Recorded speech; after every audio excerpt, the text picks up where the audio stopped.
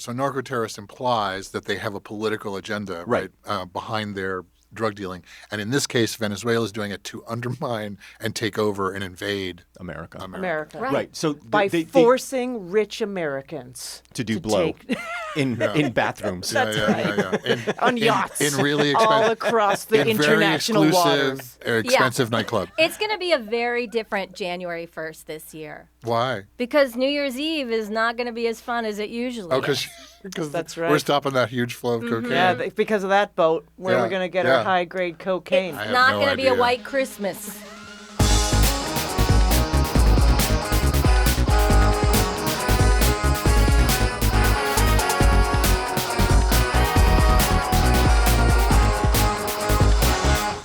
It's Have I Got News for Your Ears, the podcast extension of the Have I Got News for You cinematic universe. I'm your host, Michael Ian Black, co-captain on Have I Got News for You, joined by Have I Got News for You producers Jim Biederman, Jodi Lennon, and our special guest, the eccentric, the sultry, the alluring, the talented, the comedic, Ophira Eisenberg. Thanks. Very happy to have you here. This is the first time we've applauded. We've never applauded anyone. Really? Yeah. Okay, downhill. Let's go downhill from there. You know what? You're probably right. Yeah, I'm self-deprecating. I would be fine with ending the podcast now. Oh. It's a high note. Mm-hmm. Yeah, that's right. You know what I mean? Natural closure. Yeah, I mean, you look great. You look rested for the holidays. We were gone for a couple weeks. We just had Thanksgiving here. Not in here. These. Not in here. I did. I celebrated in here. Oh, yeah. Oh, no wonder you had a terrible time. It was awful. It was. I just had literally a can of Campbell's soup that I opened, and there's no place to heat it. And I just drank it out of the can. You and all the incels during their podcasts throughout Thanksgiving. Yeah. We called it a very incel Thanksgiving. It was it was very, very sad. I got to say, as a Canadian, and this will keep coming back, everyone goes, what did you do for Thanksgiving? And I always want to say to them, specify, what did I do for American Thanksgiving? Yes, correct. So my daughter lives in Canada, and she also said coming down here was like, but why? It's like, look, you've lived there for 5 years. Don't act like you grew up there. Well, yeah. Come see your mother and I. And I've lived here forever. So I still... But Dad, what is this all about? Why am I coming down? But it is kind of like how the Americans always say ice hockey. In Canada, no one specifies. Don't need to. We got it. Because there are no streets in Canada. That's right. So there's only one option. Just gentle lanes. Gentle, rolling, friendly lanes. Yeah, that's true. That's very, very true. Should we kick it off? Do you want to ask him to kick off the news? I'm good. No. I was going to say, based on this conversation, none of us have watched the news. Well, I know. Because, by the way, we're happy. Yeah, I know a turkey was pardoned. yes. Which turkey? Well, the one that's about to be pardoned, I think, is Pete Hegseth. We pardoned a Canadian turkey. Yeah, he's done no wrong. So it is the potentially the beginning of the undoing of Hegseth, Pete Hegseth's position as defense. Do you believe that to be true? Someone's going to take a fall for it. Now, let's back up and let's talk about the story. Please. Okay. So they've been doing these attacks on these kind of boats. Yeah. We can call them boats. Yeah. What do you? A boat. It's a boat. A vehicle in the water is called a boat, Jim. Wait. When did we start using boats? I don't understand the word boat. No. What do you call it? With just like a with a outboard motor. Oh, it's a motorboat. Yeah, like a speedboat. Thank you. Speedboat. Yeah. Motorboat. They're not very big. These things are not very big. But since September, the Air Force the military has been under Hegseth's order. I assume under Trump's order. Department of War. Department of War. The head of war. I think Use he's the defense fake of war. titles, please. Department of War. That we're at war with Venezuela, who's been shipping drugs. I don't even know what the story they haven't been. That's the thing. Yeah, that's they're why I not a don't know drug the producer. No. Yeah. What they are is an oil producer. Yeah, sitting on the largest oil reserve in the world. In the world. Over 300 billion gallons in the ground. I just want to go back to the drug point for a second because I'm not sure I fully understand. I mean, I think I do. Yeah. So all the countries, there's several countries around Venezuela that are drug producers. Yeah, Colombia. Venezuela is not necessarily one of them, but I do believe there are Venezuelans involved in the trafficking of narcotics. I think it's that's pretty probably safe to true. say in any Central or South American country, there are people who are drug traffickers. In any Central or South American country. You name the country. France. You know who's really into making drugs? America. Well, we love to make them. We love to sell them. We love to take them. Yeah. That's the big thing. Yeah, It's we need mostly more the of 'em. taking them. I know. If we're like, how do we just get more people to click on Amazon? Cocaine. It's a great idea. Wait, When I said entrepreneur, this is what I'm talking about. Yeah. But Ophira, I like the fact that Amazon needs our help. Why are people buying stuff here? So we have Trump has decided that Venezuela is a drug. They're shipping millions and millions and millions of, I think, cocaine. Yes. Into fentanyl. And fentanyl, yeah, your favorite drug. Mm-hmm. Into. Do you know why? By the way, do you know why? Because you can just a pinch between your cheek and gum, and you're good. And you're good. So Trump and Hegseth. Get to the story, Jim. Yeah, I know. This is a long walk. Snip, snip, snip. Trump and Hegseth will have been in this crusade, all as a preamble, I think, to invade Venezuela. That's right. The logical conclusion. So these boats have been targeted by, they were saying drones, but now they're saying these are actually, based on the most recent footage, actual aircraft are involved. Does that make a difference? Yeah, because it's even more like a waste of money. Right. So it's overkill. It is the killing a hammer, fly with a hammer kind of thing. So is the idea when they shoot the boats to shoot the engines?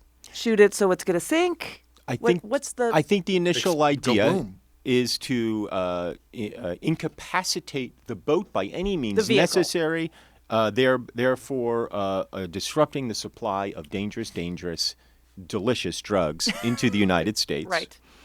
And then the objection is, once the boat is incapacitated and people are just hanging out in the water, a la Jack and Rose from Titanic, trying to find some space on that plank of wood, you don't then circle and assassinate them. We're learning new details about one of those deadly U.S. strikes on alleged drug boats in the Caribbean. Sources tell CNN the U.S. military carried out a follow-up strike on September 2nd after becoming aware of survivors in the water.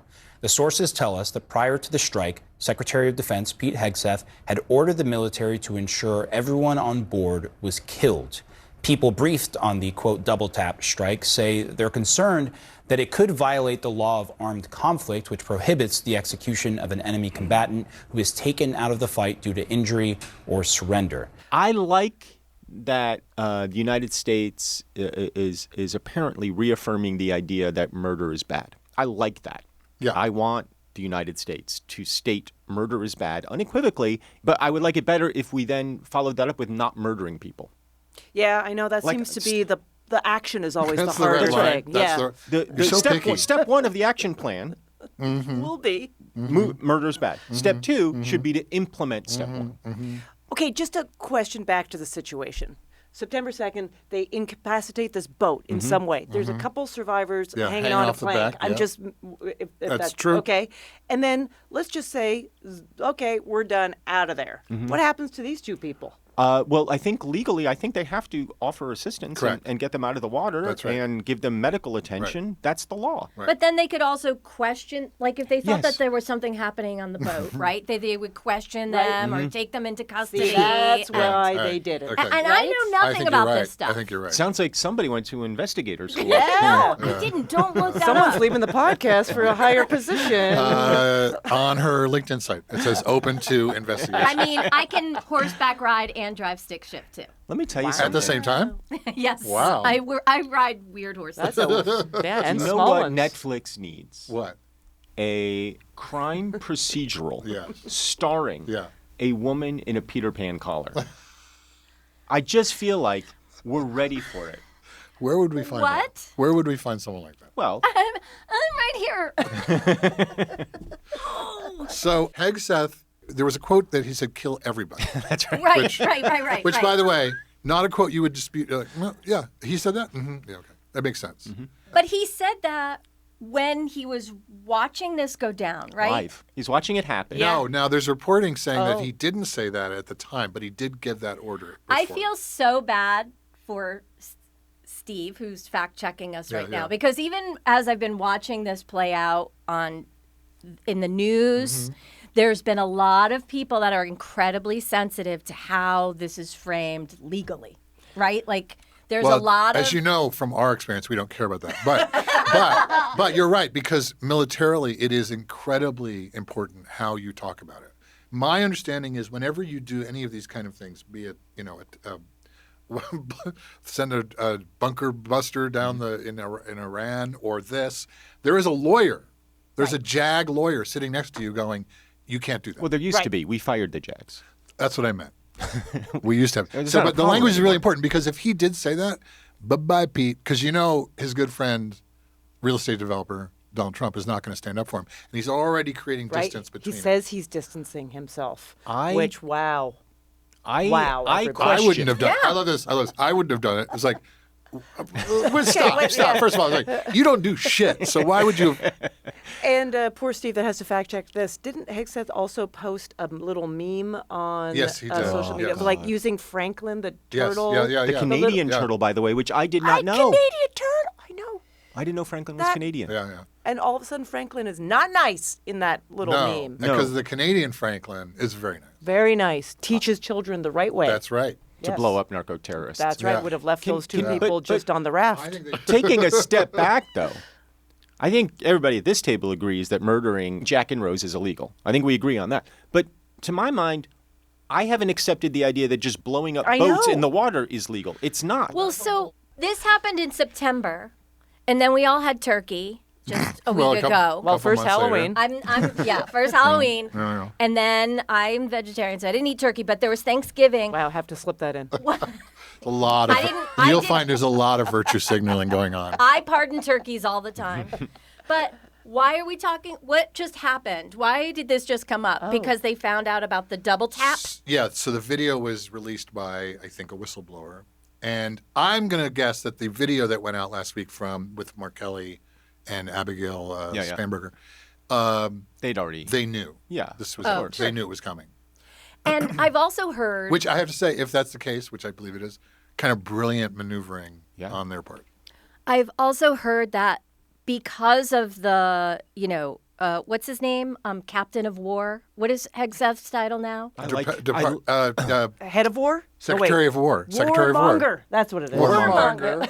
That because of his position and because he's making all these big decisions, there's been, and maybe this is just process, there's been a lot of recording of activities around him. They always do. They always do. They always do, yeah. So won't we all find out if, he said that? Yeah, of course. And it's all time-stamped. It's all there. Yeah. He said it. Yeah. He obviously said it. Yeah. It's like... They're throwing this admiral under the bus right now. I know. Admiral Bradley. And I'm not. I don't have an opinion about this guy. I mean, he did execute the order and the people. Yeah. But the idea that this admiral who knows the law backwards and forwards would, on his own, tell his people to circle around and kill the people in the water seems highly unlikely to me. Mm-hmm. He had to have been acting on orders. Yeah, he's not going rogue. No. Bring on the resignations. Bring on I don't think it's going to happen. No? I don't think Hegseth's going to go. Right. I think he's going to. so either. Trump's going to double down, triple down, quadruple down. He'll. The most talented people. I mean, I've got the best people. Yeah, the best people. Because that's been this way, right? His first term. He's losing people left and right. Everybody was going away, and now there's been some sort of miracle that everybody's sticking around. He hired people who would never ever question him. I mean, you got Kristi Noem, Pete Hegseth, Stephen Miller. The list goes on, and they're all like. But he's distancing himself. I don't know what that means. He said, "I love the fact I wouldn't have done it." But is distancing? Would it have even crossed your mind not to do it? What are you talking about? But what is distancing himself? What does that We mean? haven't heard from him in one day. He said, "I believe Pete" when he said, "I didn't say that," but I have to say. I wouldn't have done that. That's distancing from Trump. Let's take a look at this clip. How concerned are you that this may have been a real violation of the way, even if there's a question of whether or not we're at war, but that this would violate We're not at war. I can answer that question. I can answer that question. We are not at war with Venezuela. Yeah. We have never been at war with Venezuela. Yeah. With luck, we will never be at war with Venezuela. Yeah. Why are you ceding that ground? Well, there's a question of whether we're at war. We're not at war. No. Nobody declared war. No. Here we go. Well, it is a big concern. Now, Secretary of Defense Hegseth denies it. We should get to the truth. I don't think he would be foolish enough to make this decision to say, kill everybody, kill the survivors, because that's a clear violation of the law of war. If it was as if the article said, that is a violation of the law of war. When people want to surrender, you don't kill them. And they have to pose an imminent threat. It's hard to believe that two people on a raft trying to survive would pose an imminent threat. He called it a raft. Yeah. He didn't call it a boat, Michael. Yeah. Well, he was doing the Titanic imagery. He almost said boat, and that Why didn't you say door? Isn't it a door? He should have said door, but he's not as cinema buff. He's not a cinemaphile. Yeah, he's not a cinemaphile He like doesn't the rest of us. belong to the Criterion collection. He's just a Paul. Did you see his Criterion Closet episode? Yeah. Did you remember what he picked? Representative Bacon. He picked Repulsion. Yes, he did. Oh. Eyes Wide Shut. Eyes Wide Shut. He obviously had he has a Polanski thing because he also got Rosemary's Baby. Wow. Which is good. Eyes Wide Shut a holiday movie? Yeah, it is. It is. Okay. Yeah. It's really festive. Okay. And Bacon, that guy's a MAGA guy. Yeah, very much a MAGA guy. And that's to me is really what's been interesting in the last couple of weeks is beginning with Marjorie Taylor Greene is seeing the MAGA people pulling away and trying to understand why and what's going on there. And it seems to me Representative Don Bacon may be trying to save his own bacon. Right. Nicely done, Michael. I like what you did there. Little piggy. Thanks. Here we go. Does the administration deny that second strike happened, or did it happen and the administration denies that Secretary Hegseth gave the order? The latter is true, Abe, and I have a statement to read for you here. President Trump and Secretary Hegseth have made it clear that presidentially designated narco-terrorist groups are subject to lethal targeting in accordance with the laws of war. This is not a thing, presidentially designated narco-terrorist group. Those are just words she put together to make it sound legal. There's no such thing as that. That's not a thing. Presidents don't get to designate on their own, to my knowledge, groups as terrorists. Like there's formal processes that I feel like have to go through this. 100%. He's basically saying his approach to the East Wing is his approach to everything. He does whatever he wants. Did she say terrorist groups? Yeah. Is that a term that's used commonly? Sure. Like I where? haven't heard it before. I know. Honestly. It's been in use for a while. Yeah. Like if there was a map. Primarily it was against like Mexico. But can we talk about that term for a second? Yeah. Because what she's basically doing, she's conflating drug selling with terrorism, which you correctly pointed out. And to my knowledge, there's no evidence that even if these people are ferrying copious amounts of cocaine to Miami clubgoers, that they are in any way associated with terrorism. But that's why the language is really important. So narco-terrorist implies that they have a political agenda behind their drug dealing. And in this case, Venezuela is doing it to undermine and take over and invade America. Right. So by forcing rich Americans to do blow in bathrooms. That's right. On yachts. In really all across the international waters. Expensive nightclub. It's going to be a very different January 1st this year. Why? Because New Year's Eve is not going to be as fun as it usually is. Because that's right. We're stopping that huge flow of cocaine. Yeah, because of that boat, where are we going to get our high-grade cocaine? It's not going to be a white Christmas. What you said, I think, is exactly right, which is that the reason that they're using the term narco-terrorist is because they're trying any way they can to tie this drug trafficking to Maduro as an excuse to invade, as an excuse to take the oil. It's insanity what's happening right now. As they always yell on MSN. MS Now. Thank you. Ms. Now. I can't remember what they're Ms. Magazine. This is how I remember. Ms. Magazine, National Organization of Women. That's how I remember it. Ms. Now. Follow the money. That. That's what I'm trying to say. Tyler Perry and Gloria Steinem present Ms. Now. Here we go. Here's more. With respect to the strikes in question on September 2nd, Secretary Hegseth authorized Admiral Bradley to conduct these kinetic strikes. Admiral Bradley worked well within his authority and the law, directing the engagement to ensure the boat was destroyed and the threat to the United States of America was eliminated. And I would just add one more point to remind the American public why these lethal strikes are taking place. Because this administration has designated these narco-terrorists as foreign terrorist organizations. citizens. The president has a right to take them out if they are threatening the United States of America and if they are bringing illegal narcotics that are killing our citizens at a record rate, which is what they are doing. And under the previous administration, there was enough fentanyl trafficked into our country to kill every American man, woman, and child many times over. And so that's why you've seen a drastic difference in this administration's policy with respect to the last, and it's one of the many reasons the American public reelected this president and support this Secretary of War in conducting these strikes. All right, it's 365 million Americans, all men, women, and children. Many times over. Many times over. That's billion. That's a billion. But you know, to be fair, and when every man, woman, and child died during the Biden administration, I was furious. I know. All it takes is enough fentanyl, the head of a pin. That's right. Could kill. That's what I saw that PSA too. And it's so weird. They're just feeding it to us. I know. Well, here's what they don't tell you, Jodi, is you can build up your tolerance. Yeah. You know, in the beginning, yes, the head of a pin, that's going to fuck Was you Michael Jackson, was it propofol? Yeah. Propofol. Yeah. Propofol. I always find it weird. Anytime I've had like some minor procedure that they're always like, we're going to give you the Michael Jackson drugs. I'm like, don't say it like that.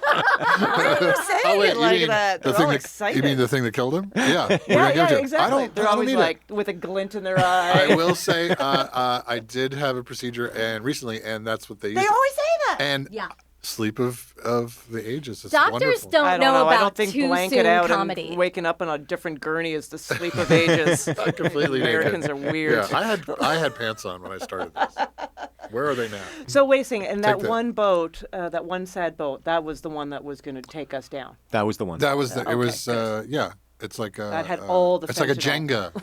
But can we bring up the Honduras president? Sure. Honduran. Yeah. Former. Yeah, I would punch him in the Former. face for that. Drug, Potentially- literal narco terrorist. Yes. Go correct. for it. Literal narco terrorist. Yes. Guy is the head of the country. Yes.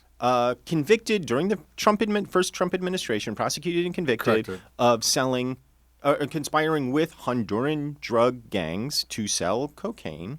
Sentenced to what, 25 years or life 40. or something? 40. Like 40. Okay, so somewhere A lot of between time. 25 to life. Pals with El Chapo. Sure. Bells with El Chapo. This is how I do it. What's the age difference between Levitt and her husband? And then that's That's probably the amount of the sentence. So sentenced to 40 years, and now Trump is pardoning him. because he likes his politics. No, sorry, he likes the party that he represents. That's the logic. Right. He likes the party that he represents and the millions of dollars that we And will the discover went to Trump. Correct. Sometime in the future. The Honduran people Yes. have spoken to him. Yes. Yeah. That's what he said. The Honduran people. They have call me up. spoken- I take the call. I go, who's this? I'll I talk don't to know. anybody. I don't care. Yeah, and they say, hi, I'm from Honduras. And this is wrong. This is oh, got it. Hang on. And then Caroline just puts a check on the wall. So far we have 10. So how are we supposed to make sense of anything? We're not. Moving on to another big story, which is, it's this. Let's play it. In Miami, President Trump's foreign policy team, Secretary Marco Rubio, envoy Steve Witkoff, and son-in-law Jared Kushner met with top Ukrainian officials. I just want to stop. Oh my So we have our Secretary of State, check. Trump's buddy. But Trump's friend from business, Steve Witkoff, and his son-in-law. Wait, what? Met with top Ukrainian officials for the second time in 2 weeks to end the war. They're trying to come up with a unified position after Trump's initial peace plan was slammed by Ukrainians and European allies as capitulation and surrender to Russia. It does make you sigh, doesn't it? Which hour are we in of the 24 that he said it would take Right. to end the war Right. in Russia and Ukraine? It's really funny. I had a bet with my dad. It was early January of 2024. And he said, and he's not a Trumper in any way, but he says he's gonna cozy up to fucking Putin and get it all done in one day. I was like, no fucking way. We made a bet, and it was for a year from March 14th. So March 14th of 2025 came and went. Now I'm in this awkward position of and I said no. What was the bet? $100. That I said Ukraine would still be at war. The dirtiest money. No, I don't know that if I you're ever should. gonna earn. Should I ask him for it? Of course you I should. think on Christmas. Canadian Christmas or American Christmas? Canadian Christmas is before and after. Canadian Christmas. Can I ask something? Yeah. Why is Jared there? Well, that is the question. Why is Steve Witkoff there? Why is Steve Witkoff there? Well, Honestly, that's why it. is Donald Trump there? Why is Donald? I mean, Marco the White Rubio House. is when Marco Rubio seems like the smart choice. Yeah. Thank God, Marco Rubio. Thank God he's there. Don't they keep sending Witkoff? Hasn't he Yeah. been on that plane? Like he's like, oh, I have to go again. He loves it. Okay, so yes, Kushner Yeah. and Witkoff and little Marco. The Wall Street Journal had a massive investigative expose just this weekend about how Steve Witkoff, Jared Kushner, Donald Trump Jr.'s college friend, lobbyist for Donald Trump, they're all like scrambling to do these sort of sidebar deals with the Russians. And if you read the kind of the backstory of how this 28-point, not really peace plan, but kind of terms of surrender for Ukraine got made, a guy called Kirill Dmitriev, who's the head of the Russian Sovereign Wealth Fund, really authored this thing in the document that Kirill Dmitriev, Steve Witkoff, and Jared Kushner negotiated amongst themselves, was the terms that the Russian assets would be used. There would be a 50% kickback to the United States, so hundreds of billions of dollars, and the EU would also have to spend $100 billion of its own money on reconstruction deals in Ukraine. Sounds like a good deal. That sounds like a good deal. I would do. Yeah. Listen, I got to have a taste of that. I got to have a little taste. Not a lot. No. 50%. 50%.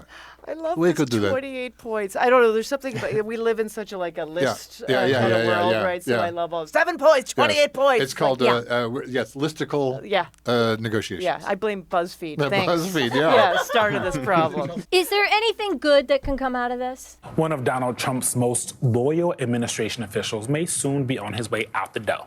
MS Now is reporting that the president has considered removing conservative podcaster turned FBI director Kash Patel. Sources say Trump has grown increasingly frustrated with the deluge of unflattering headlines Patel has generated in the past couple of months, and there have been many. I've said this for as long as I've been alive. You should never hire an FBI director who has a trademark of his own name. Just don't do that. Oh. You've always said that? I've always said this. Oh. I've always said this. Did you trademark it? Have you seen Cash's didn't know logo? It's Michael Black's Rules of It's Order. the most insane. He does. He has trademarked his own name, Yeah. so it's spelled K$H. Yeah. Cash. That is our FBI director. Yeah. He's a It's like scumbag. It's Is like that Kesha. something He picked tried up to be Kasha, but Kasha, then yeah. it was too close. Yeah. Also, he's not musical in any way, even less so than she is. Was that how he was But his known at girlfriend Pace is one. University? Is that where that originated? Gosh. Apparently, I think this is the clip where he flew back because he forgot his jacket or Yeah. something like that? He wouldn't get off the He plane. wouldn't get off the plane. Oh, because he didn't have the jacket. Yeah. The proper FBI jacket. They got him a jacket. And apparently it was the ladies' jacket. Medium. Was Not that even ladies' Is it zipper on the large. other side? What's the ladies' jacket? Yeah, it's The zipper's on the other side. yeah. It's zipper on the other side. I don't know. And then it didn't have the right patches. Oh, sure. And then it had darts. Which, And no and a pockets. little frilly collar. Yeah. It was a Peter Pan collar jacket. Just It's because I pink. don't understand It's what the pink. patches. What I didn't look at the images don't of the know. patches. I don't What do know. the patches I designate? Like They- some sort they of say decoration? They say K Asshole dollar prick. sign H. Yeah. So, All right. so he just wants the optics. Blah blah blah blah blah. It's No, just- he's sponsored by Gatorade, so when he goes out, he has to have a Gatorade patch. Gatorade. Here we go. The New Yorker has a story, Kash Patel's acts of service. Patel has used the Justice Department's Boeing 757 and its G5 to attend UFC fights not only in Vegas but in Miami, where he was seated behind Trump. I'll tell you, this is a nickname that I've heard he's being called from agents within the FBI. He's the Make-A-Wish director. So he flies to see Wait, OV. Yeah. I'm pretty sure Make-A-Wish is trademarked. Yeah. Well, you can say it as Yeah, you can say satire. So is that to say the 27-year-old girlfriend has a life-threatening Yes, disease by dating Yes, him? they're going to Disneyland next week. So he flies to see OV score the winning goal on a 757, a jet that he used for the Render Safe mission. Oh, so he's the Make-A-Wish on kid. the ready Yes, right. to dismantle a nuclear bomb if it is found in the United States. What? He goes to UFC fights. He goes to the Boondoggle Ranch during a government shutdown for 4 days. It's the greatest mouth to gap. a golfing Everybody's outing jaw. in Scotland with his buddies. Oh, my goodness. Wow, they were not prepared for that show. And that was a news show Yeah. where Yeah. people their jaws are open. Yeah. Like Mhm. they're Yeah. just like Yeah. look, catching flies. Yeah. And then they're like, all right, well, Commercial let's look at break. the weather. So So this could be a Christmas miracle if he's out of the FBI. Do we want to place a bet on when he's out? But you want to place on a bet on if somebody replaces him? Yeah. Oh God! That's what I was just thinking. Right. Where? Who? You're gonna get the FBI version of Stephen Miller. Marjorie That's what you're gonna get. Comes back. Oh. They were speculating there's a guy under him. That's right. Who is like a piece of shit, like a real piece of shit. Wait a second. A new one? Yeah. The piece of shit gauge. You're like a bigger piece of shit? Then Patel, yes. If there was a turd this big, yeah. And then there's a turd this big? But see, Patel isn't ideological. Right. He's transactional. And he's vacuous, right? Utterly vacuous. Have some fun in his dumb position and right. look cool. Look cool, go to UFC fights. Yeah. Fly on a fancy plane and get to say I'm the director. It's empty, but get a woman to actually have sex with him. He does the theatrics in the questioning. Yes. He has his notes, what to say to people. But if you get one of those guys who's also ideological, that could and who knows how to work the FBI, right? That could be bad. It could be real bad. Jim, thank you. Jodi, thank you. Ophira, thank you. Thank you, Michael. All of you. Don't go anywhere. You're not released yet because we're about to play a game with a Have I Got News For You audience member.